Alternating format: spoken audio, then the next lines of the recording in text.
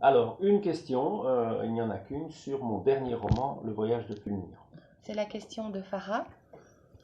Est-ce qu'une de vos dernières œuvres, Le voyage de Fulmire, ne reflète-t-elle pas l'introspection que nous pouvons faire face à la mort et face à l'existence que nous avons pu vivre quand on se confronte à des personnes plus jeunes qui, de par leur fougue, nous rappellent des souvenirs de jeunesse et, pour ainsi dire, nous amènent une réflexion nouvelle et une approche différente de la vie.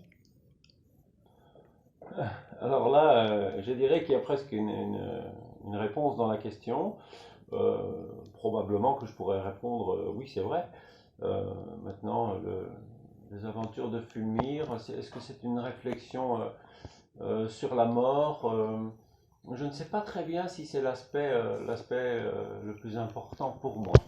Ce qui m'intéressait dans cette histoire, c'était plutôt le fait de quelqu'un qui est un peu forcé d'aider les autres dans une situation critique, hein. On est au milieu d'une guerre et il n'est pas du tout intelligent pour lui de prendre sous son aile les personnages plus faibles, plus vulnérables qu'il prend effectivement sous son aile.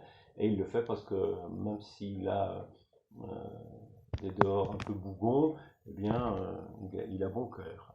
C'était ça pour moi le cœur du récit. L'histoire de ce voyage vers la mort qui m'a été inspiré euh, par le cimetière des éléphants, hein, qui est un mythe moderne que j'ai découvert dans le premier Tarzan avec Johnny Wells Miller. C'était quelque chose qui, pour moi, est presque anecdotique dans le récit et en même temps qui, quelque part, est assez amusant parce qu'en fait, quelqu'un qui s'en va mourir et qui est retenu par les jeunes, qui est retenu du côté de la vie par les jeunes et pas que les jeunes d'ailleurs, hein, par tous ceux qui ont besoin de lui, je trouvais ça quelque part amusant. C'est quelqu'un qu'on ne laisse pas mourir tranquille.